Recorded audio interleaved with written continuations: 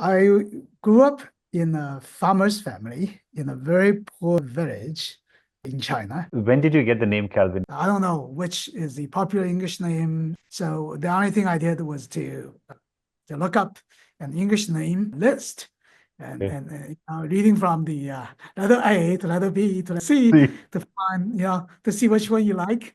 And then I feel like I like this name. Scientific research is not that important. It's good, it's useful, but if we are not ready, if the society is not ready, it can do more harm sometimes than good. What does happiness mean to you? To be valuable at home, to be valuable at work, to be valuable to your friends. For me, to be valuable at church, in the community, that's my happiness. I don't want to stay idle. I don't want to, if I'm not valuable, I think I would be sad. Hello and welcome to Project Oneness World. Today we're in conversation with Professor Yunjie Calvin Xu. He is a professor in the Department of Information Management and Business Intelligence at the School of Management, Fudan University in Shanghai, China. Professor Xu obtained his PhD in Management Information Systems from Syracuse University in New York. Before joining Fudan University in 2010, he was an assistant professor at the Department of Information Systems, School of Computing, National University of Singapore. So that's a time since when that I know you. And his research interests cover electronic commerce, knowledge management, and business and analytics, including information-seeking behavior. His current research centers on data science and artificial intelligence, specifically the application of deep learning models in business decision-making contexts. He has also served as a technical consultant in these areas for many firms, including China Unicom, UnionPay, Alibaba, and Fresh Hippo. He has published more than 50 research papers in various prestigious management and information science journals, including in information systems research. I know how difficult it is to get something published in information systems research, Journal of Management Information Systems, Journal of the Association for Information Systems, and Journal of the Association for Information Science and Technology, JSIST. As per Google Scholar, his research has been cited more than 7,400 times. He has received research grants from the National Natural Science Foundation of China and has served on the editorial board of different journals and as session chair for different conferences. He has conducted research methodology training at many universities in China, including at Tsinghua and Peking University. He also wrote a book, Survey Research Design and Analysis and Data Analysis from Proposal to Publication, which came out in 2011. I remember when I was in Singapore, you were working on that book, and when I was a PhD student there, and I remember that you're talking about it being some kind of a contribution from your side, and I think it was such a wonderful thing to do that you wrote a book in Chinese, I think, right? Right. On research methods to be able to teach this to a lot of other people. And Professor Xi was my PhD co-supervisor in Singapore. I took the quantitative research methods course with him. And if I do any sort of research now, and if I have done any data analysis, especially quantitative research data analysis in any of my research publications, which have been a part of different studies, everything that I know, I've learned it from Professor Xi. So I'm delighted to be speaking with you today, Professor Xi, and it's been more than 15 years, and I'm so happy to see you. And you've not aged at all. You still look as young as you were then. Yeah. Yeah, it's such a pleasure, to catch up with you after so many years. Yes, Yeah. I think yes. I remember you so fondly, and I'm so happy to see you. So, Professor Xi, tell us your story in your own words, starting from your childhood. Over these 20 years of academic life, I think I sort of switched from one research area to the other, from one methodology to the other. So for me, it's a very interesting journey to explore various domains in academia. Also in terms of, research areas, even in terms of the schools. I've been in information schools, school of computing, Right. school of management. To me, it's really interesting to explore various aspects of academic life. I'm happy to be here to share with you and other interested audience about that. Yeah. Thank you. So, tell us about your childhood, like whatever earliest memories you have and you're growing up. Being a professor was never a dream of me when I was young. I grew up in a farmer's family in a very poor village in China. And what is the name of the village? It was an island known as the Zhoushan Island. So it's a quite isolated place back at that time because there was no transportation. It's cut off from the mainland. Okay. So most residents there were fishermen, and we were a farmer's family. So, but my dad, my dad had very little education. He had finished only the primary school, but he's quite interested in studying. So that was, an inspiration for me. So at that time, I was sort of interested in, studying in school. So although most of my family members received very little education, I was the exception. Went to college, even went to, graduate school. So that was very lucky, a very fortunate situation. So over the years, when the family condition, got better after the reformation of China, so the family was able to pay for my tuition to support me to go to college. There was another influence. I have a cousin. She was a very smart girl. She was, the pride of the extended family. So they always, my parents, they would, and my relatives would say, look at that cousin, you should be as good as her. Kind of an inspiration. So I thought I should go to college. So I did. Then, that sort of motivated me to pursue a higher degree, to do some, at that time, I was not thinking about doing research, but at least, to get a decent job with better education. Which province was this, the island in? It's in the Zhejiang province. Zhejiang province is not too far from Shanghai, where I am now. Right. It's about 4 to 5 hours of drive from Shanghai. Okay. So yeah, it's not too far. Yeah. Yeah, and how was it like your house like, your neighbors like, your friends when you're growing up? That's an interesting question. At that time, the education level, the service, the government could provide was fairly poor. So I grew up in a village school. Even the high school I went to was actually a high school run by a very small town. So it's, the town probably had only, for example, 20,000 residents. Okay. So it's not large. So the education level was fairly poor. So I was the only one who was admitted to a so-called decent college at that time. Okay. So out of the whole cohort, so I was very lucky at that time. Yeah. Yeah.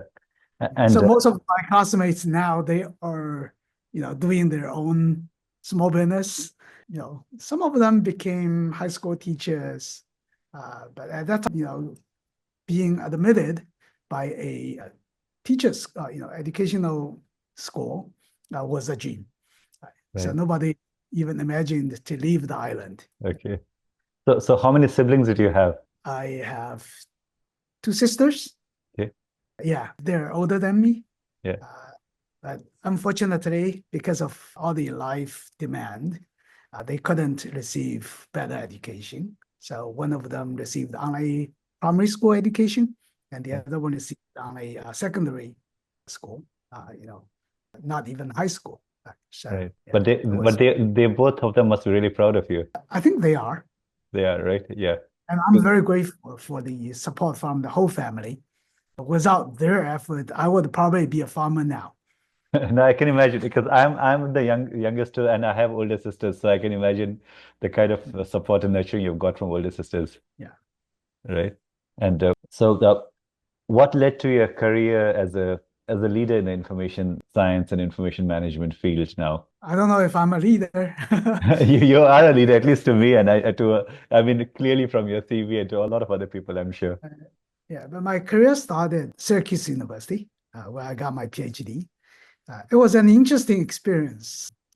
At that time, I was a PhD student at the School of Management. So I was not a part of iSchool, but because my supervisor gave me a lot of freedom to explore whatever I like, And also because I didn't know what are the courses I should take in the school management to prepare myself as a management researcher.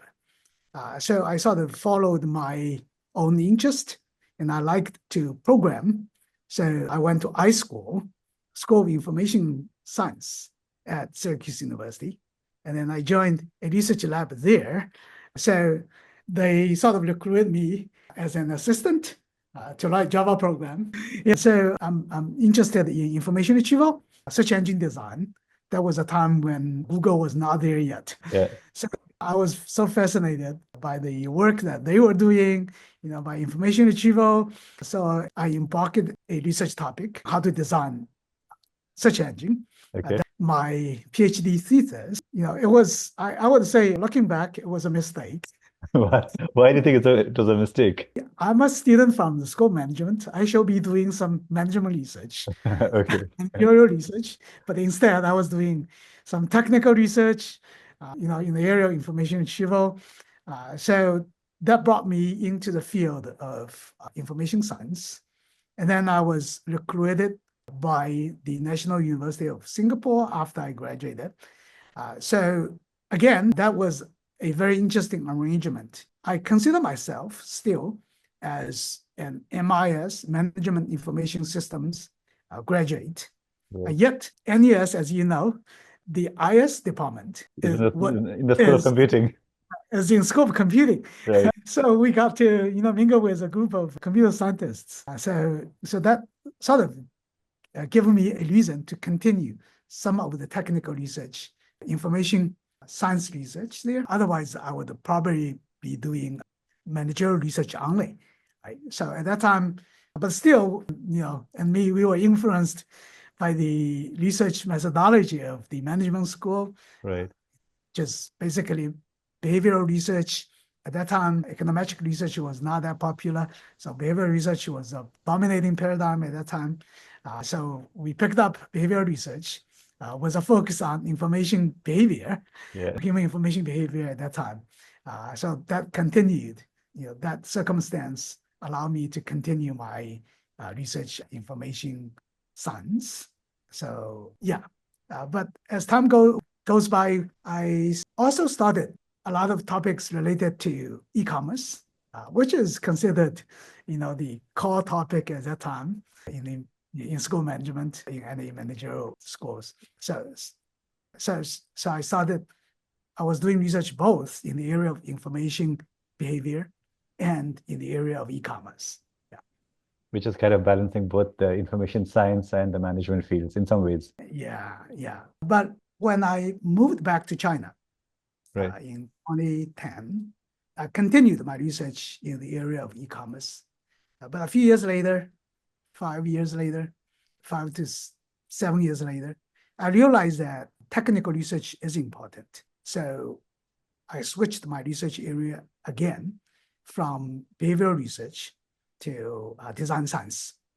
Essentially, I started to relearn all the machine learning algorithms, the deep learning algorithms, working with my PhD students. Right. Switch back to the technical area. It was a tough process. Yeah, but it's very interesting. Right. Yeah. No, I'm glad, and it's very relevant now. So I think you kind of prepared yourself well in a way to be like in sync with the times, because I remember in the late 90s, e-commerce was a big thing at that point.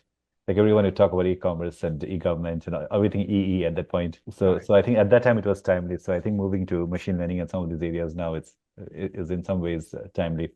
So I was thinking when you earlier talked about coming to Syracuse University for your PhD. So how was it moving from China to the US initially? It was quite rough. I applied to 5 universities. I didn't expect anyone would accept me. Yet I got only one offer, which is Syracuse University. Yeah.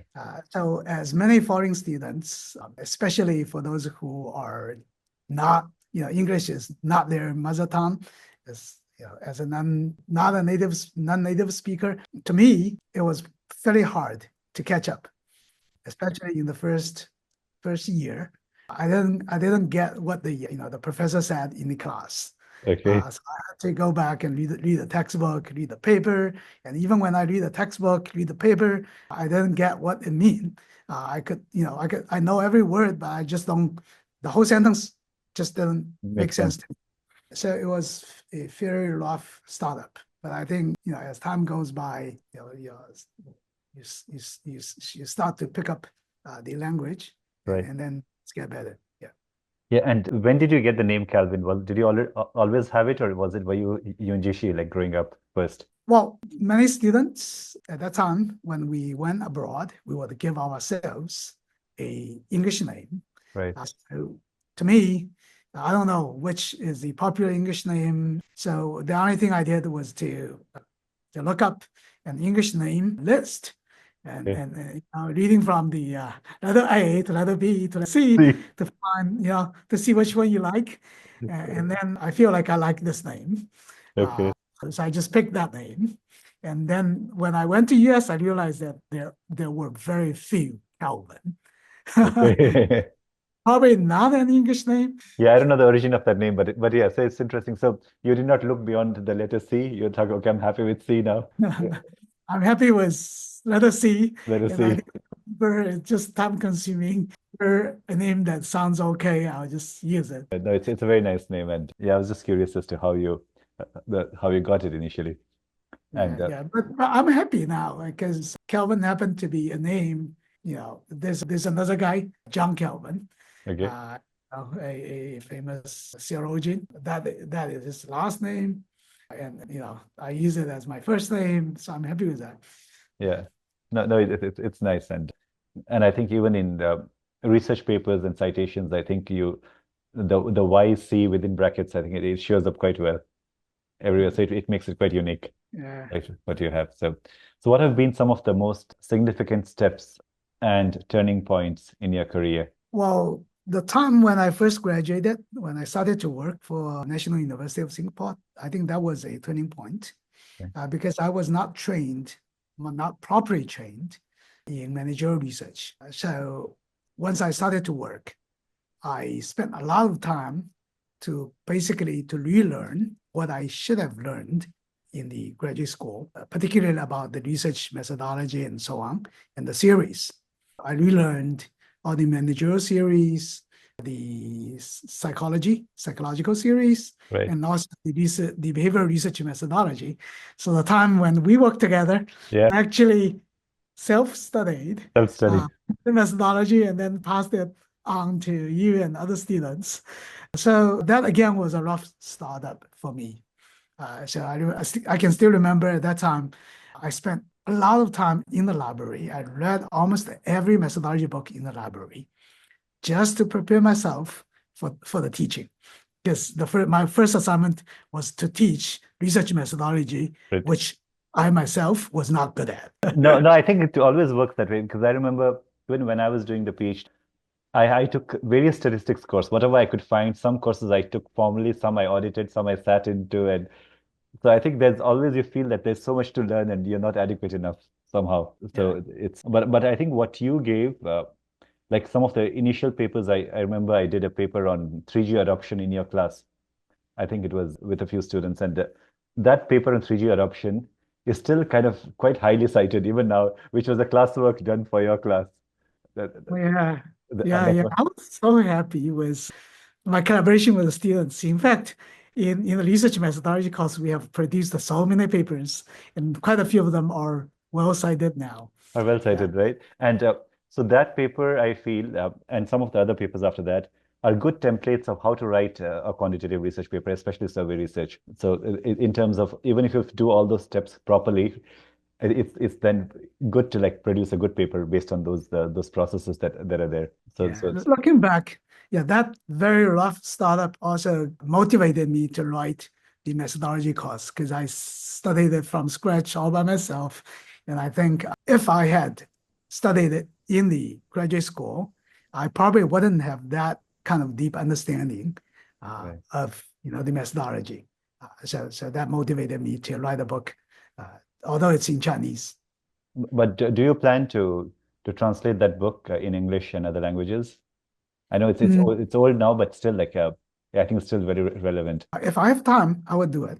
Yeah, Uh, I think maybe Google Translate can do an initial step, I think, even if you put it through Google Translate. yeah. Yeah, In fact, I've been teaching behavioral research methodology over the past 20 years. right. So much has changed. And I have actually revamped, the whole curriculum, the course design. So I taught this course both in Chinese and in English. I do have all the class recordings. I even have all the slides in English. Yeah, I was forced to teach in English here in Fudan In Fudan, yeah. because we have, exchange students. We have a lot of classes in English. So, they require me to teach it in English, and then I, redone everything in English. It's interesting. Yeah, if I have time, I would consider revise the book. Yeah, I think it will be very interesting and very important as well because I know of very few people who have that kind of understanding that you have, especially from a teaching point of view, to be able to know and also to be able to teach it well to students in a way they can apply it. Because I remember the amount of time we would spend on different variables in my research model and trying to determine like which variable is should be there or not there and all that, and the difference between confounding variables and control variables and the one that actually go in there and all that. So I think even when I look at PhD students now, I feel that they do not have that sort of a training or that kind of understanding that I got in terms of trying to work with you in those processes and coming up with those models and all. That's interesting. I'm glad it's still useful No, now. no, it is useful. I think I've been doing that over the years, but I think I kind of learned to do it right, I think, by working with you and that served me over the years, I think. And I've been able to teach that to any student who's like kind of willing to learn. I taught an evaluation of information services, which is kind of a methodology course in a library setting. So there also I used to introduce that. But what I learned from you was at a much deeper level, I think. Yeah, speaking of the significant steps and turning points, I think the other turning points in my career life is my tenure crisis. Okay. Yeah, so after working for NUS for about 6 to 7 years, when it's tenure clock time, I was unable to get tenure there. That was the another turning point that sort of pushed me to rethink where should I go? Right. How should I balance my life, my work, my research? And then at that time, I made a decision to come back or to go back to China. Right. So that's another turning point. And going back to China, I think it changed my life. Right. Yeah. And do you think for the better in many ways? Yeah, I think it is for the better of my life. NES has so many excellent scholars, Right. have won so many awards. They are the major figures in the area of MIS. There are journal editors, so many journal editors, Right. SEA editor-in-chief. So it was a very competitive environment. And I think as a not that well-trained graduate, it was tough for me. So I think if I were there now under all the pressure, Right. I think I would live a very stressful life. Yeah. Yeah, I was rethinking, the meaning of life. What kind of life do I really want? Do I want a life with, a mounting pressure, and I have to sacrifice my family, my health, just for the sake of my career? Is that the kind of life that I desire? So at that time, I think I should step back, find a place where it Right. suits me better. So I think at that time it was interesting. At that time, I thought about going back to US. Hmm. It was 2008. Right. But at that time, it was also the time of financial crisis. Yeah. Oh, yeah. So a few universities initially offered me campus visits, and then they canceled it Yeah. because all the headcount was freeze. Right. So they canceled the campus visits. So I thought, well, since God blocked that door, God would open another window. So I looked, back to the universities in China, and then I came back to Fudan. Fudan I'm a Fudan graduate. Graduate, right? Yeah, yeah. So I visited Fudan every year in my early career years. So they know me very well, and I know them very well. So I thought, why don't I just come back? And also because my families are here, my both sides of family are here, so I can take care of them. So I think it's a good choice. Yeah. Right. And I think, yeah, this has been like with some of my colleagues, especially who are from China, it is like has been a tough choice. Like one of my colleagues has had to move back to China, even though she was on the peak of her career because of the aging parent or losing one parent kind of thing, being there to have to support. And in some ways, being close to parents is helpful, especially as parents get older and as we age. Exactly. It is also because of the Chinese culture. The Chinese culture is the parents usually expect Right. at least some children are around them so that they could be taken care of. It's not like in US, parents are more independent.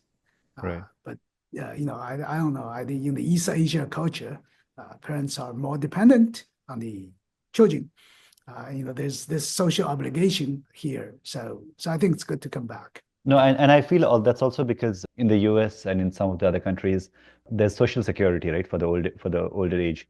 And in China, maybe also in India, the children and especially the son is a social security. Exactly. Right? So in that sense, so it is like that social security is built up that way. So Yeah. yeah. Yeah. And So that's a second turning point to me. Yeah.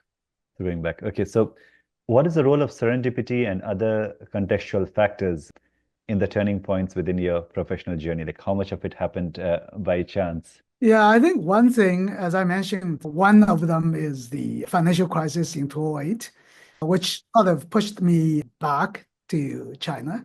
And then, instead of going back to US. So that's one thing. The second thing is in about 2007, I was a Christian, but I was a Christian when I was in my PhD program.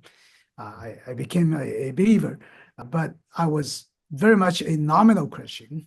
Okay. So when I started to work, I put my whole heart into my work, forgetting about everything else, forgetting about church, even my family, even my health. So that was a very bad situation. I Right. hope nobody would, I mean, they probably could learn from my mistake. So that was my situation at that time. So in about 2007, when I faced the challenge of tenure, could I be tenured there at NUS? What is really my heart's pursuit? Am I desiring all the fame of being a successful researcher, or should I balance it with my family duty, my social relationship? What is my heart's desire? So that was a time period, I sort of look inside, look into my own heart. So I went back to church and I think about, the Christianity, think about meaning of life, think about, if one day I die, or before I die, when I look back my whole life, will I be happy, be satisfied with what I have achieved? Uh, Consider my life valuable, ideas like that. So that's another reason in this process. So at that time, I feel like if I go back to China, one main reason, of course, is career. I could have a job here at Fudan. The other motivation, besides taking care of my parents, the other motivation is, to be a Christian in China. There were very few Christian in China. And I think it's good to be one here to tell people, to share with people there's a different way of thinking, different way of living. So that's another motivation. So here I am here now. Yeah. Right. And yeah, I remember that when I was, I think, a freshly an assistant professor in the US and at Simmons, and when I was going to the ASIST conferences starting from 2008.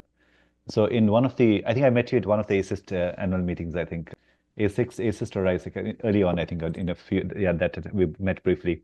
But at one of the conferences, I met a professor from a US university, and we talked for some time. And after a year, I got to know that she was diagnosed with cancer.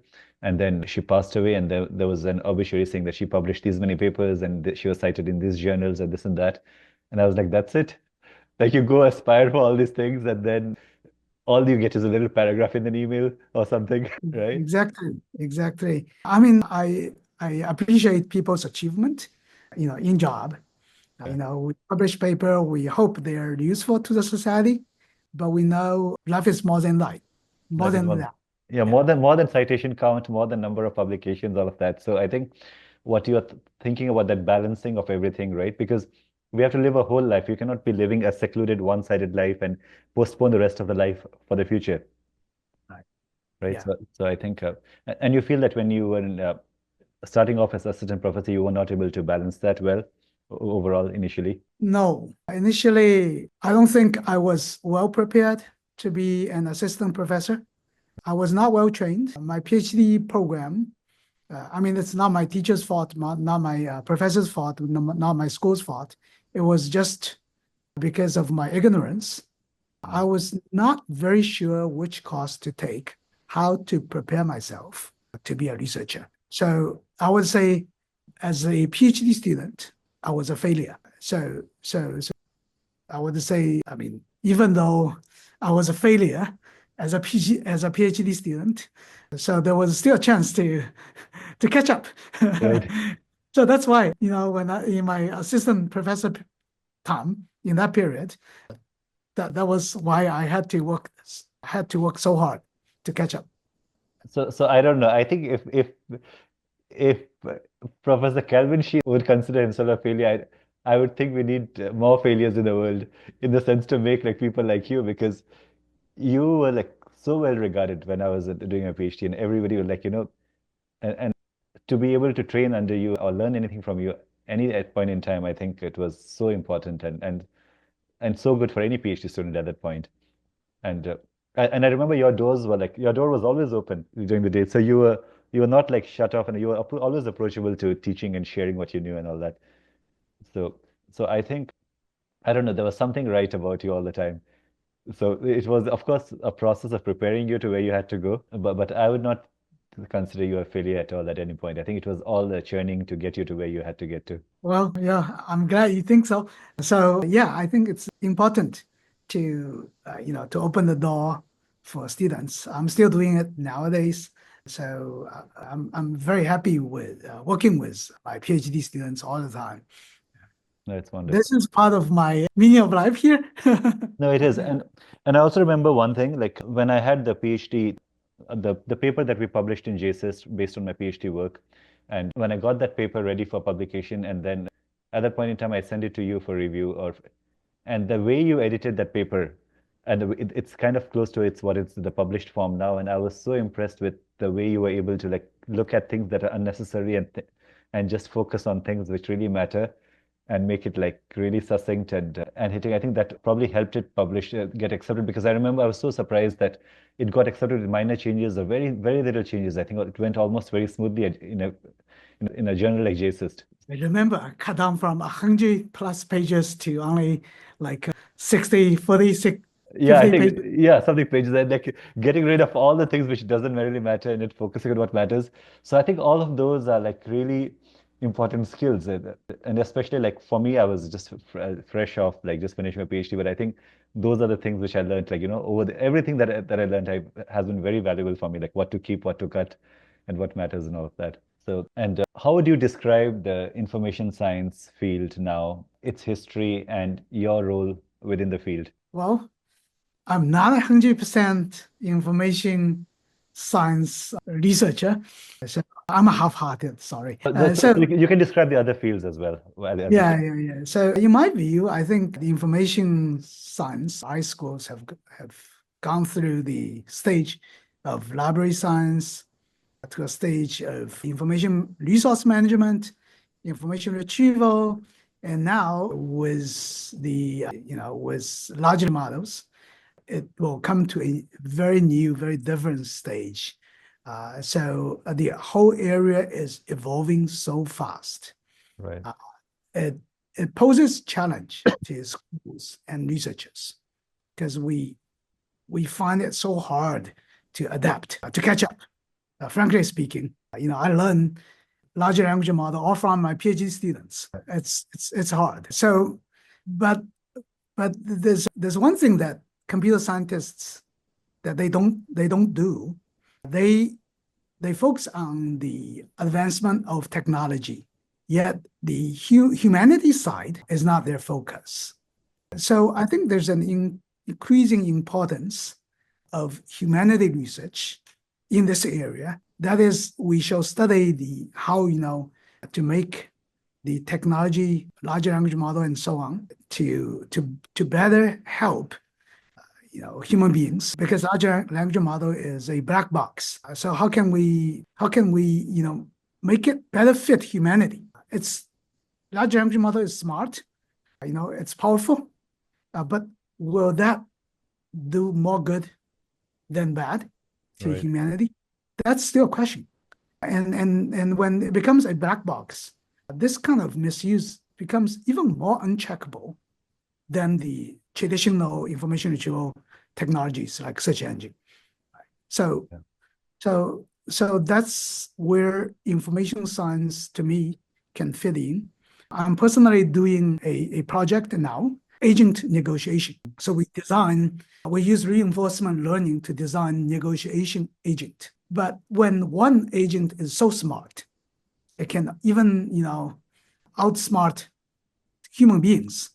So that kind of technology could actually exploit people. So how can we, even in the design stage, how can we avoid that to happen? How can we design so-called the pro-social elements and pro-social restrictions into the algorithm? Right. So that's the kind of thing I think information scientists could explore. Yeah. Yeah. And so far, I don't know, in some of my use of any of these tools like ChatGPT and some of the other tools, I find that it's somewhat like a dishwasher, which does half the work for you, but it doesn't do the dishes fully. Even though some of the newer dishwashers are now beginning to wash dishes fully as well. But in terms of, so it can be like a good assistant in some of the tasks, but it still requires your expertise, like especially as a researcher, when the kind of things that we're able to look for, it's not able to give. It gives very superficial things, even if you put like a research paper through it or something like it kind of only looks at the higher level, surface level things. So one aspect is the ethical part that you're talking about, like whether it's good for humanity and that part. And the second is like how can we use it effectively as well, or how can it be useful? Right. Right. So I think the ethical aspect of it is very important, both in its design and in its use. So for me, because my current focus is on technical design, so I would pay more attention to the ethical aspect of the design. When it comes to use, there's another set of stories there. Right. They use it wisely. Yeah, but overall, I think that's an important new area for information science.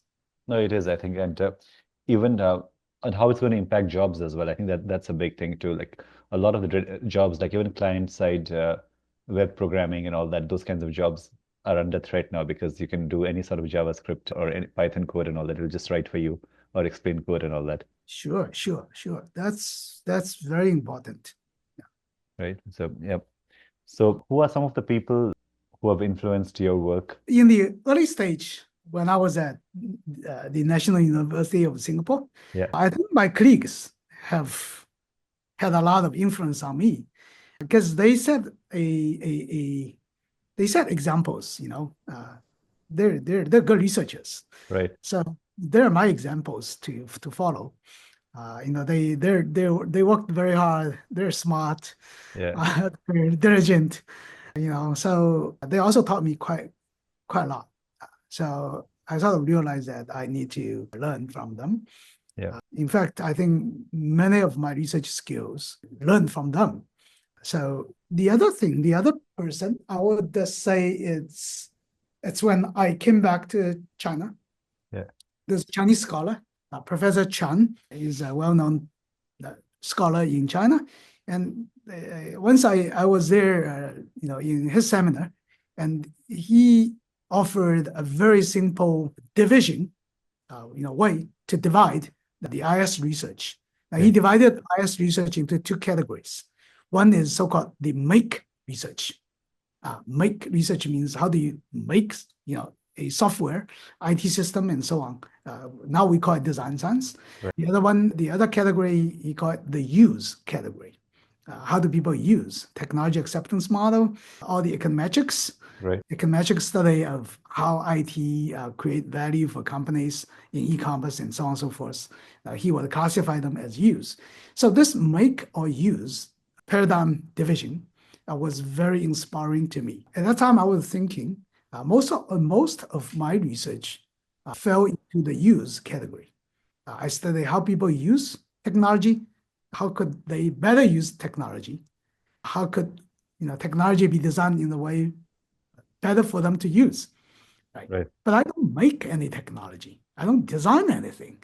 So I realized that I should also do something on the make side. If we know how valuable, how effective the technology is, what are the factors affecting its usefulness, why don't we just make some, right? So that's why I switched my research area again from e-commerce, from information behavior to design science. Right. Yeah. No, and it's interesting because I moved from the make area to the use area because I started off as a software engineer. So it was all about making, and then I went into the using part later on because I realized that most of what you make, the IP for that goes to the companies that you make it for. And then the time that you spend making doesn't really go into the publication part so much. Even though you can talk about algorithms or some of the novel things that you're doing, but it is how you use or what did users say about it and all that. Those made for easier publications compared to the making side of it. Right. The making side of it would not manifest as research output. Right. You can't publish it as a paper. It doesn't help you to get your tenure. Yeah. It's silent. It's latent. But I would say, the society has changed because of the make side, less because of the side. Use side, yeah. Well, I'm not saying the use research is not important. We need to research how people use technology. But fundamentally, it is the make side of the technology that changed. That is impacting the world, yes. Yeah. And what's the full name of Professor Chan that you talked about? Guoqing Chang. He's the dean now at Tsinghua University, School of Management. Okay. Yeah. And do you want to name some of your colleagues at NUS who you were influenced by? Yeah, Bernard was a very good supervisor. That he was the chair of the chair, Bernard Tan, yeah. So I think he's kind. He sort of, in an informal way, when we, when through all the discussions of students' project, our own project, I think he sort of guided me, when we do research, when we write a paper, what to pay attention to, what is important, and so on. So to me, these are all very helpful guidance. Right. Yeah. Thank you. And I was also thinking that when I wrote my book on exploring context and information behavior, which was part of the PhD work and from 2009 paper on the context model, and I write in the initial part of the book that entire book, and which is kind of, I think the book is well regarded now. It's kind of cited by big people, a lot of the stalwarts of the field as well. And that book, I read that it started off because you asked me to do a literature review on context. So that 1 month of literature review that I had to do on context ended up becoming like layers and layers that I was peeling like onions, and then I was realizing what did I get myself into. Yeah, you can write. Yeah, I definitely see that you can write. You can write a lot.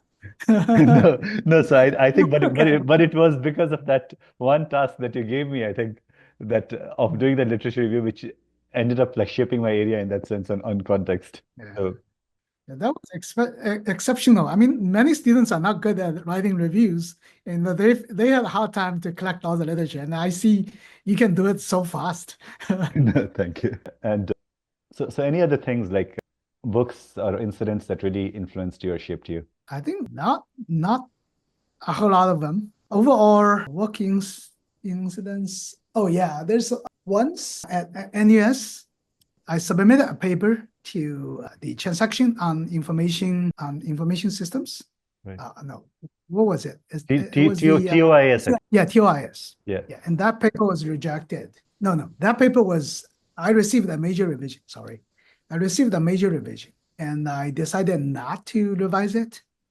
Okay. I should revise it, but I decided not to revise it because that was the first major revision I received. In all my other submissions before, prior to that one, to Yeah. that submission, I didn't have a lot of submissions prior to that one. Just, 2 or 3. The publication process was so smooth. Right. So I was so proud at that time. I said, Yeah. oh, how can you give me a major revision? You Yeah. see, major revision is so common, but I was so proud for it at that time. Yeah. Decided not to resubmit the paper back. Then after that, I keep receiving all the major revisions. And I realized major revision is a defect of life. So I realized I was so proud at that time. It taught me to be humble. Right. So later on, I had a paper, a co-author with my student, PhD student. We worked on that paper for 5 or 6 years. We Right. submitted to so many journals and got rejected. It was accepted until 2022. And Right. we started working on that paper like 5 or 6 years ago. So I learned to be humble, to be persistent, in this Yeah. process. No, I think that's happened with me too. I think some of my papers have been like 4 years.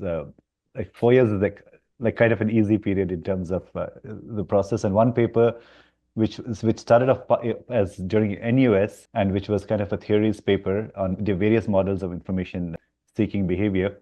That paper was initially kind of accepted with minor revisions in JSYST. And that was still on my CV when I was applying for jobs. So it looked good on my CV as a JSYST paper with minor revisions. But that minor revisions was kind of so hard for me to understand what to do. And so it took me about a year to address all those changes. And by the time I submitted again, then it went through like a major revisions after that. And I held on to the major revisions for a few years by the time I reached Simmons in the US and I got my tenure and everything. And then I started working on revisions of that again. And by the time the editor-in-chief had changed, and then JSON didn't accept it, I submitted to other journals. And then finally it got published in Information Research after a few years. So it took 15 years complete from the first draft until publication. And every few years I had to revise it, update the literature and everything. Yeah. So I think I've learned that too. Like you just have to be persistent, keep on. If the work is important, you just have to pick at it and keep at it, I think. Exactly. Yeah. Right? Well, I have another story like that, but for the sake of time, I'm not sure that one. Okay. No, I mean you can share if you want to, if you think like it's interesting. Yeah. I had another study, research methodology. I mean, common method bias. Common method bias was a big topic 10 years ago. Right. No, 20 years ago, actually. Yeah. Not 10 years ago. 20 years ago, it was a big topic. So at that time, I started a research paper, Right. just to propose methods to address the common method biases in structure acquisition modeling. So I had the draft almost ready, and it's on my USB. Yeah. But one day I took a taxi, and I dropped that USB. Oh. That it was the only copy. It was so weird. I should have a copy on my computer, but for whatever reason, I just don't have a copy on my computer.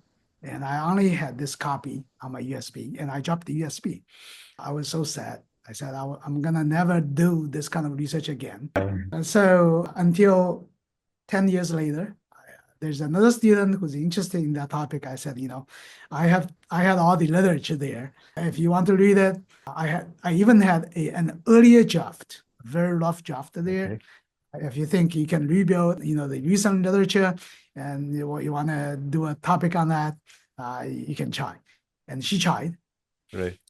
And she did a great job, revamping the literature review and so on. So finally, we published the paper. Oh, that's amazing.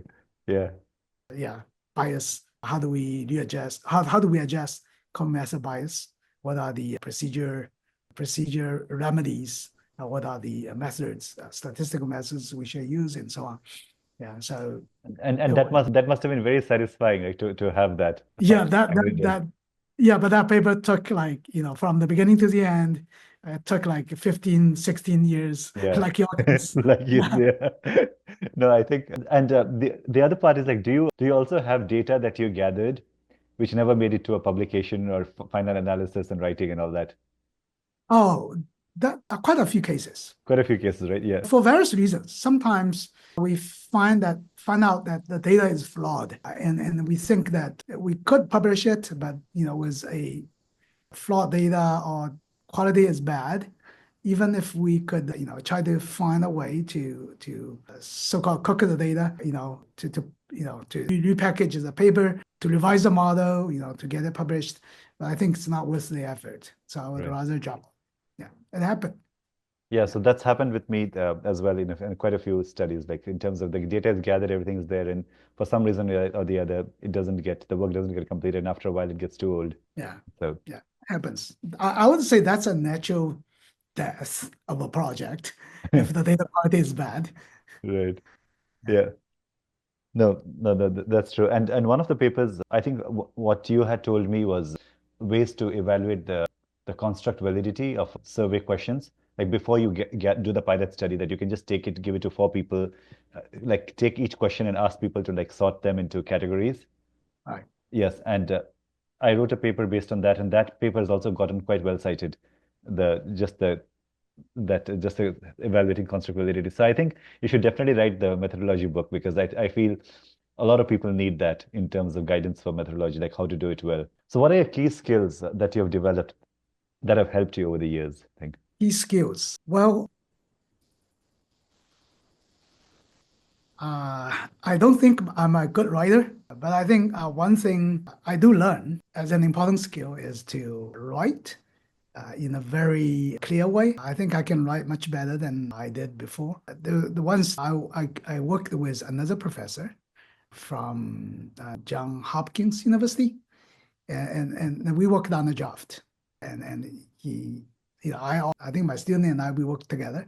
We wrote the first manuscript, so I sent it to him, and he gave me a very long email, and that was a time when I'm already back to China, so he wrote me a very long email telling me all the problems in my writing. Okay.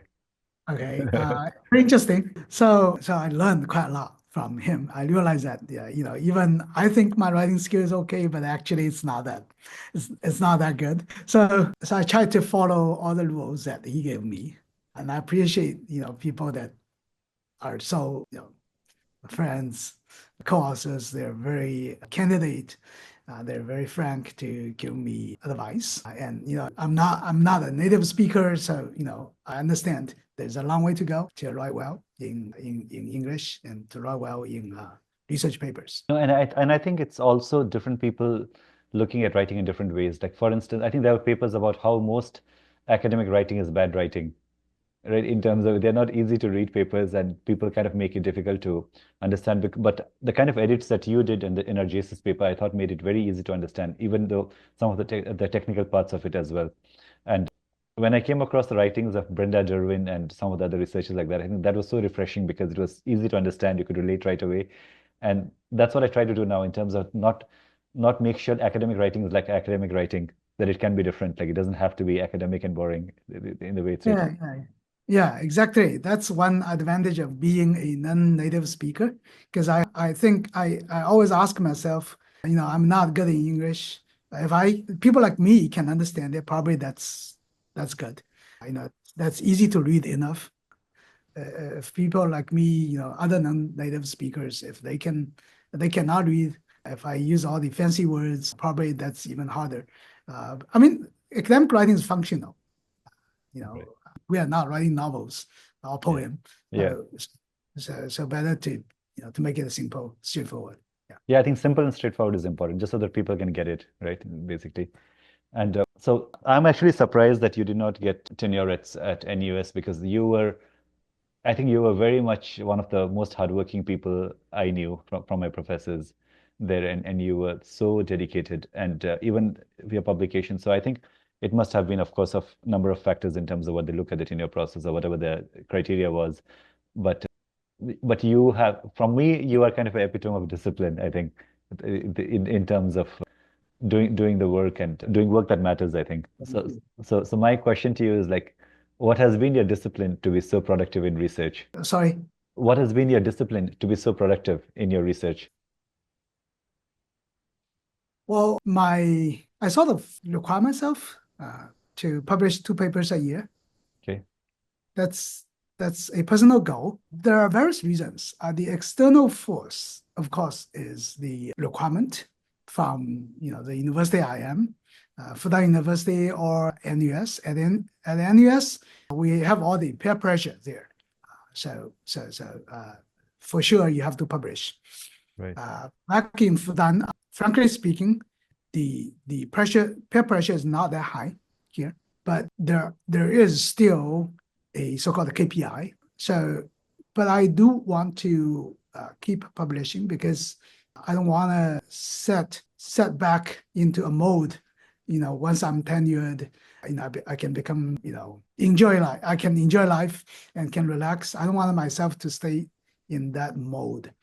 So I think catching up with the latest development, both in research and in technology, is important because I don't want to become outdated. Right, yeah. Doing research is a way to force myself to keep up with the latest development. For example, deep learning, large language model, it's complex. It's not easy to understand.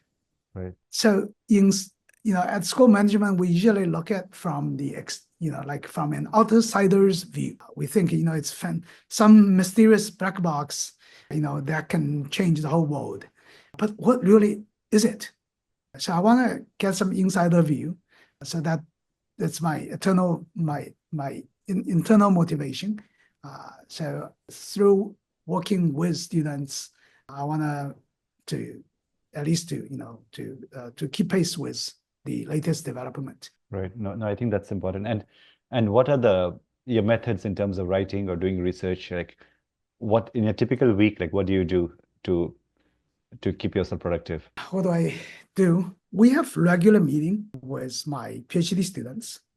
Right. So in the weekly meeting, we'll sort of discuss their projects and their challenges, their difficulties. And then once they have difficulty, I would do my part. For example, collect the literature for them and identify some important literature for them. And then I would also spend a day, usually 1 day a week, with the industry.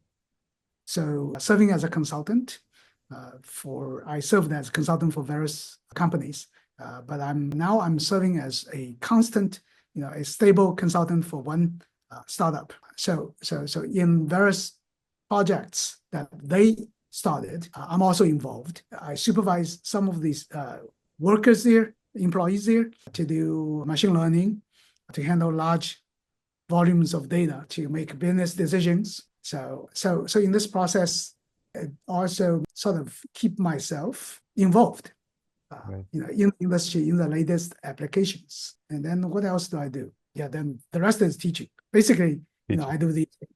Yeah.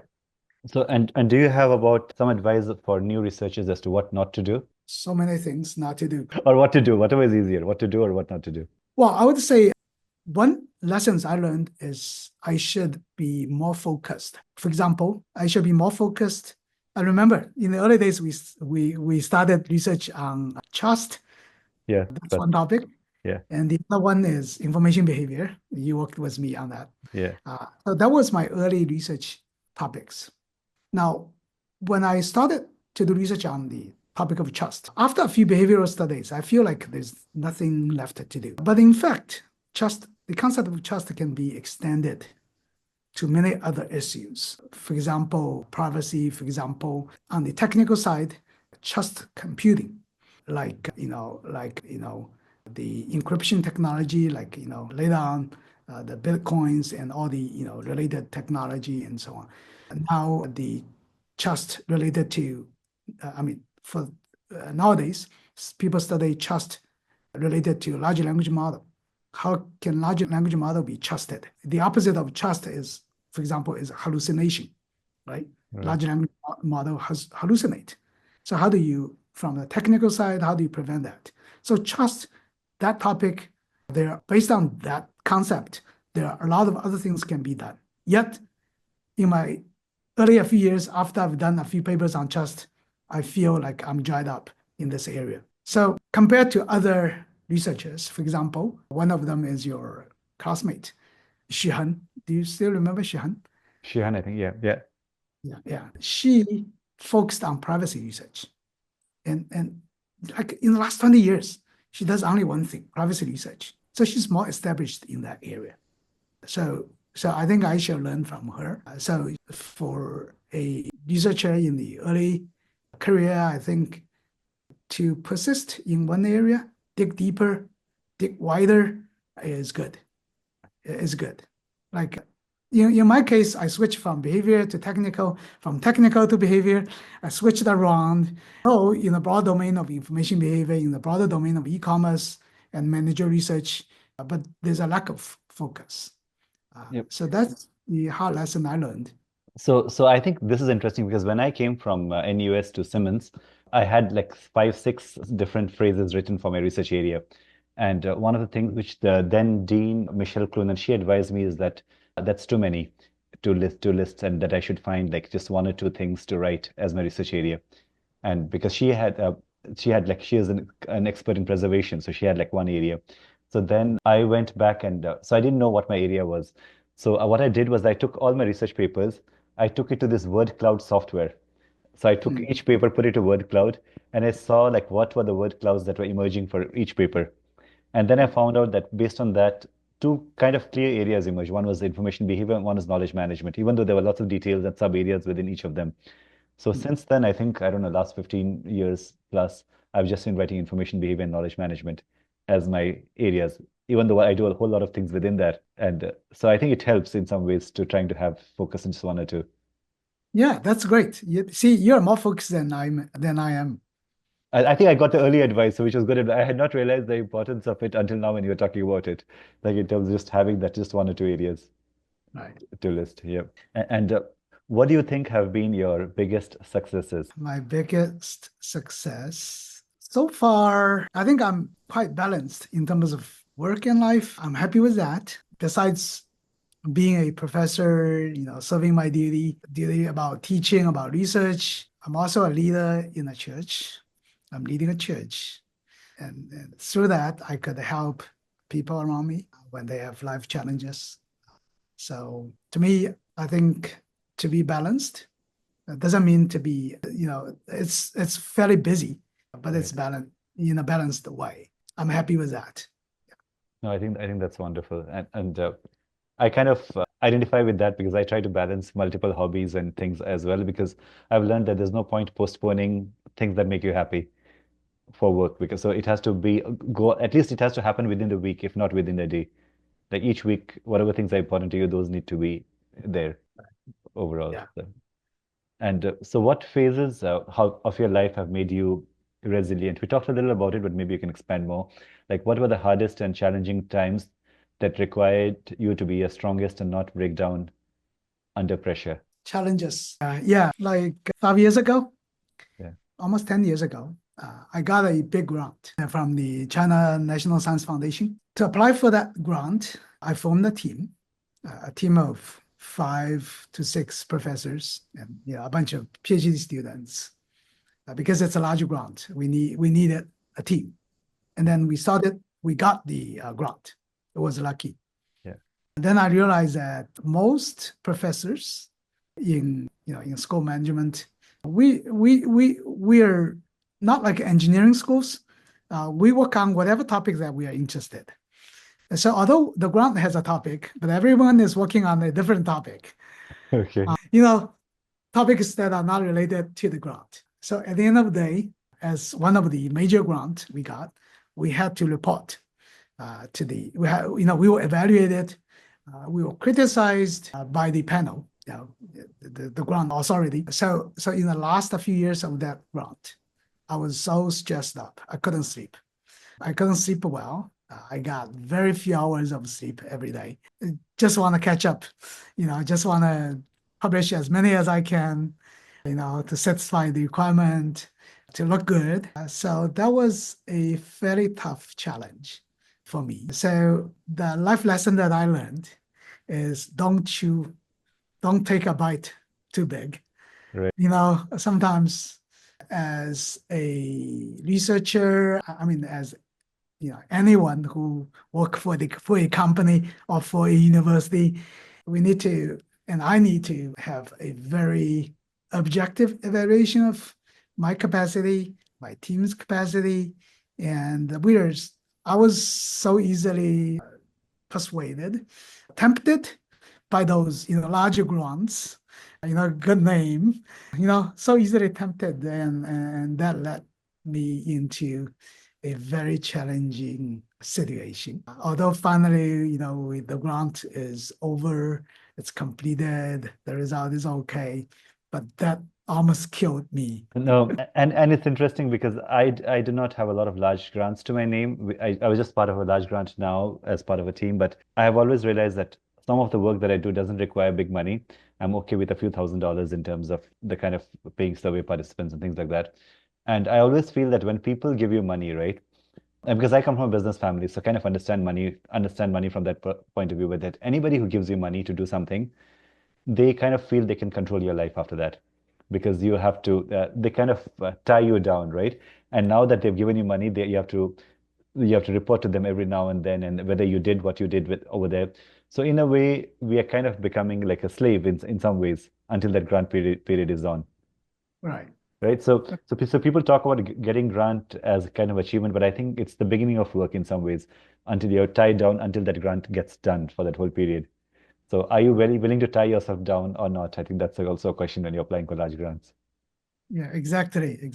So yeah, I think don't take a bite too much, too big. If you cannot handle it, better just keep your work scope more, within your control. Within the control, yeah, and what you want to do. So I think that's one of the things I've seen is that how much do you really need in terms of the kind of work you want to do? Of course, you can make a big impact with big money, but again, in terms of what are you really looking for? I think that's important in terms of what you want to do. Yeah. So, and anything else any other difficult time that you want to talk about apart from that grant experience? Yeah, I think the ground was, at least in the last 10 years, that was my largest challenge. Okay. Yeah. Yeah. And some of the tough parts, even your tenure part that you talked about, or moving to the US or moving back, some of these turning points as well. Some of these difficult times, you think, did these phases affect your life purpose in some way? Oh, for sure, they do. I think throughout all these challenges, I realize that, no matter what we do in work, in technology, in the technologies that I developed, the papers I wrote, I realized that, I mean, this is a little bit pessimistic, but allow me to share that. Right.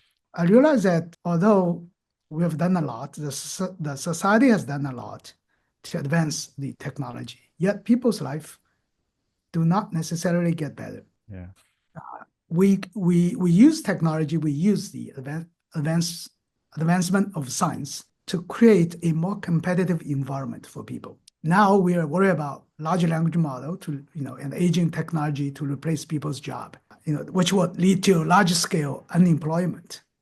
I think it's something foreseeable. Right. While we are cheering for all the scientific success, we're at the same time we're creating a huge mess of the society, and we are heading towards that direction. Right. So to me, it's very ironic. I think it's tragic to me. So when I look back, as I look back my whole career, I would say as a society, at least in my own heart, scientific research is not that important. It's good, it's useful, but if we are not ready, if the society is not ready, it can do more harm sometimes than good. So of course, it's also up to us to voice up, to do research that have an impact to change people's mind, to change policymakers, the policies that they make, so that the technology can be used, for people, to better off people's life instead of harming their life. But the reality is technology is generating a lot of harmful impact. Yeah, I think in terms when you say that scientific research is doing harm, right? I think it's always been kind of a double-edged sword in some ways, right? It Right. helps us starting from the nuclear bombs to nuclear power to smartphones, how it affects people and how it makes us connected, all of that. So I think it's kind of like a thin razor in terms of it can be used effectively, but it can also be harming and disrupting a lot of the ways of living. And I think what I can see coming is that the use of role of ethics in all this is very important. The scientific research has to go with in terms of ethical use and ethical policies Yeah. as kind of working towards it. So I think it's a very important thing that you raise, I think, because it's happening now. And I noticed that a lot of people are not necessarily happier. People are getting more lonely, even though people are more connected. So it is not really all good in some ways. And so human life remains equally hard in some ways. Now I'm going back to your childhood and you talk about your family in a farmer's family, right?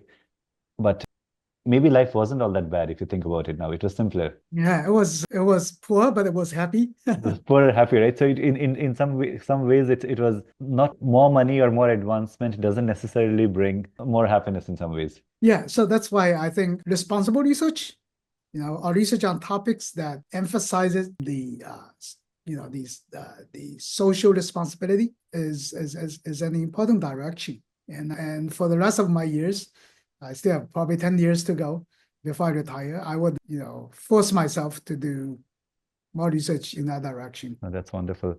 And what is something you wish you knew earlier in life? I wish in the earlier days I should have started that topic, that area of research. Responsible scientific Responsible technology, responsible technology. responsible information technology. Right. No, I think that's good. And maybe this is something for all the new researchers watching this, that to whatever research you do, I think have an ethical component behind it or some larger good associated with it. Even though, But though yeah, but that kind of topic may not be that appealing to, when it comes to publication, it may not be as appealing. no, it depends. I think in 2012, I had a poster at ACEST about happiness, and it got accepted. So I think it kind of like it's always there to push the boundary, but yeah, it gets done. I think once you're able to push it in some way. And what are your life principles or values that you follow now? Yeah, for life principle and value, I would say as a Christian, I think love and justice is very important. I try my best to at least to take care of the people that I come across, particularly my students. So for example, I try my best to guide them. So some students we worked on research papers. So he or she revise a paper and I revise another round. So there's in one instance we have revised a paper more than 20 times. Yeah. That was the first paper that the student has published, and she was so happy. She said, in her lifetime, nobody has helped her revise a paper so many times. Right. Yeah. So revise a paper 20 times. So I'm very happy when students actually learn from this process, and not only just the skill to write a paper, but also they know the way that, some people can help them, and they could in the future they can help their students, with enough patience, with enough rounds of revisions, rounds of endeavor together. I think that's important. So, and you talked about Christianity and your role as a leader of the church. What are the values that it helped you in some ways, I think, as part of your faith, or that you try to tell other people as well, in terms of what values have helped you in difficult times or through normal times as well? As a Christian, we always trust, God has a plan for us, and He's in control. So I've been in, I've faced challenges, difficulties in my work. For example, the grant, the larger grant I was involved, I was the PI, and we also gone through relational conflicts. I mean, not within the family, but with other people. So I also see that I did a lot of things wrong in my work, and also when I deal with other people. So it gives me the courage to admit, to you can call it repentance, but to admit what I've done wrong, to reconcile with people, to be responsible, not to and not to give up on anyone. For example, when I deal with students, sometimes you are so disappointed with your students. Yeah, they're not trained when they come here. Some of them they have their personality. They could be stubborn. They could be incapable. They could be, in the beginning. But trust them that they can improve. Right. And give them time. So also help them. So I think there's a lot of strength that I draw from my belief, Right. from Christianity, to serve my own role, and to stay in peace when there's challenges. Right. To me, this is extremely helpful. Yeah. It is, I think. I think to have that sort of an inner strength yourself, it gives you an inner strength to deal with things happening outside, right? And what are your life lessons? Life lessons. Yeah. This is a big topic. Yeah, life lessons. Well, maybe something I share with my daughter. My daughter started to work, so I shared with her. Of course, she knows my experience, but as she started, as a fresh graduate in the professional world, I told her when she's young, I told her to study as much as she can. To learn all the skills, the work skill, the skill to serve at church, every skill that she can learn, try her best to learn as much as she can, at least, before, when she's in her 20s, 30s. Then my suggestion is once she's in her 40 or late 30, find a position that only needs 80% of her capacity, so that so that she doesn't have to stress up, so that she can. Well, once you have free capacity, you have enough capacity to handle your life, to handle your job. You use the free capacity to help other people. Your life will be balanced, will be happy, instead of stressed up. But you need to learn earlier in your career. Otherwise, your 80% capacity may not be able to Later on. sustain Yeah. a decent life.